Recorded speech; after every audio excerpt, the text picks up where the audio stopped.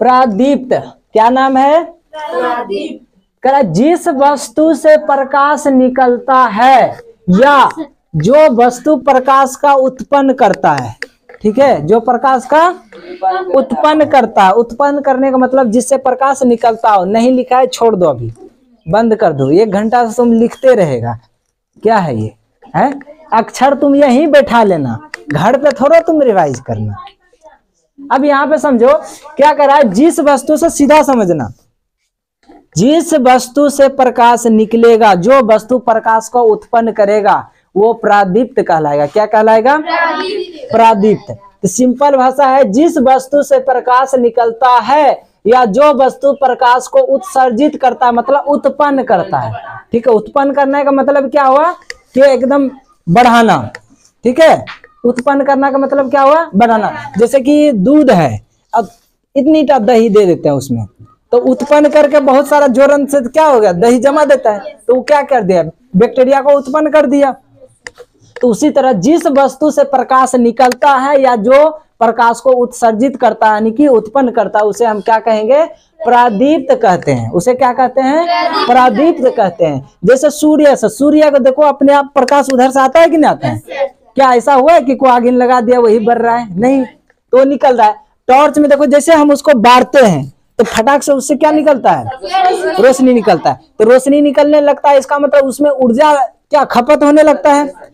एक तरह से ये भी समझ सकता है, ये भी नोट करेगा कि प्रकाश एक तरह से क्या है? ऊर्जा है। प्रकाश एक तरह से क्या है? ऊर्जा है। ठीक है, तो मोमबत्ती भी जलाते हैं तो वो भी क्या करता है? क्या जलने लगता है, तो हमको क्या उससे दिख रहा है, यानी कि प्रकाश, रोशनी सब दिखने लगता है, लाइट दिखने लगता है, तब तो कोई वस्तु से देखने लगते हैं। तो ये सब चीज क्या है? प्रादीप्त है। अब प्रादीप्त के आगे में लगा दिया ओ। क्या लगा दिया? ओ का मतलब क्या हुआ? नहीं।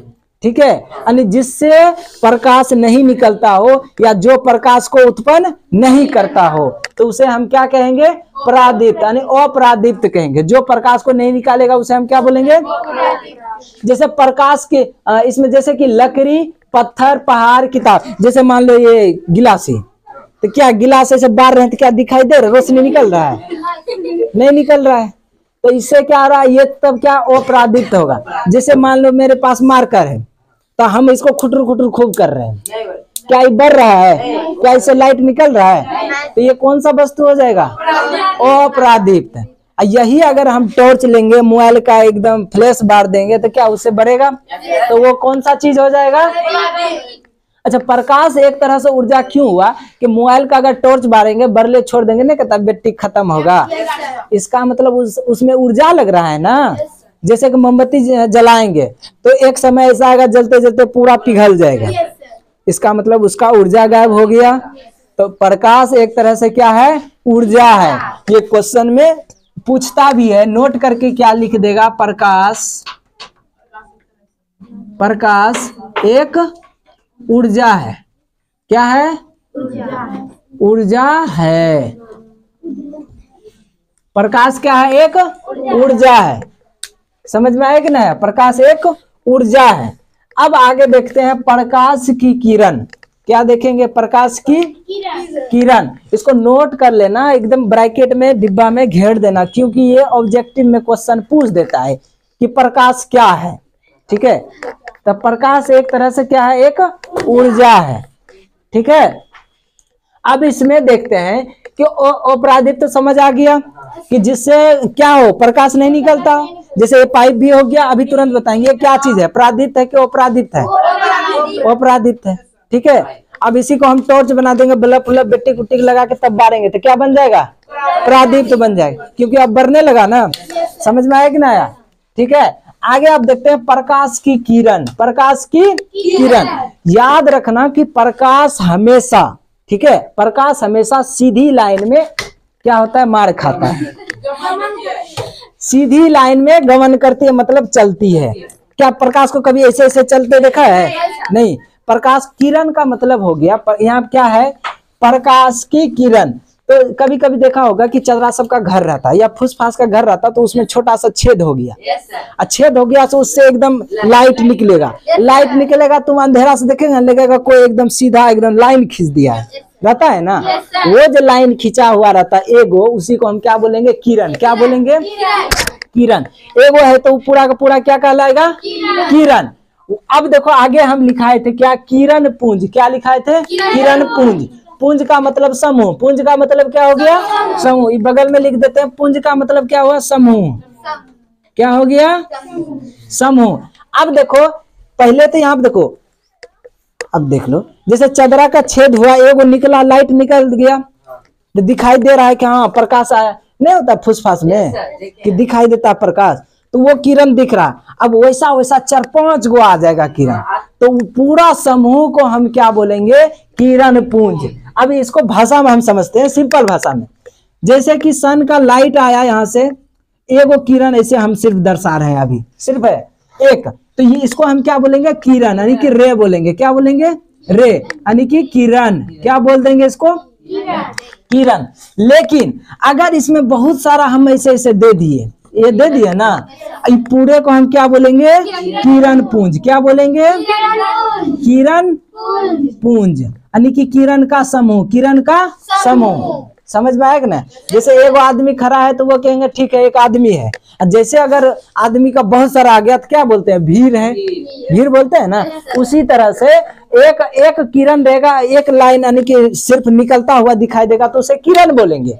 लेकिन बहुत सारा, जैसे यहाँ देखो सिर्फ एक गो किरण बोलेंगे, एगो किरण। जैसे इस किरण का नाम देंगे, जैसे मान लो आर किरण हो गया, ये मान लो ए किरण हो गया, बी किरण हो गया, सी किरण हो गया, तो एक गो का नाम बोले, ए किरण, बी किरण, सी किरण, किरण का मान लो नाम दे दिए। लेकिन अगर हम इस पूरे का बात करेंगे तो पूरे को क्या बोलेंगे? पूरे किरण को किरण पुंज। क्या बोलेंगे?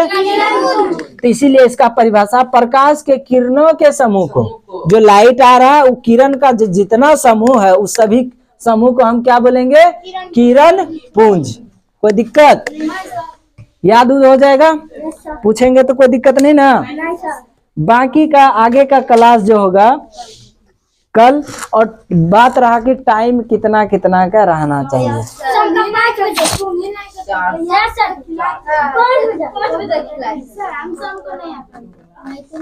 लो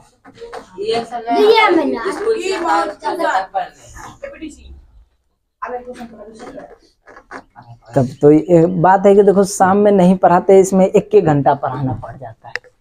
ठीक है, तो थोड़ा हाँ। और संडे संडे का बायोलॉजी भी चलेगा, वो सारा वो जो चैप्टर स्टार्ट किए हैं तो बायोलॉजी भी स्टार्ट होगा।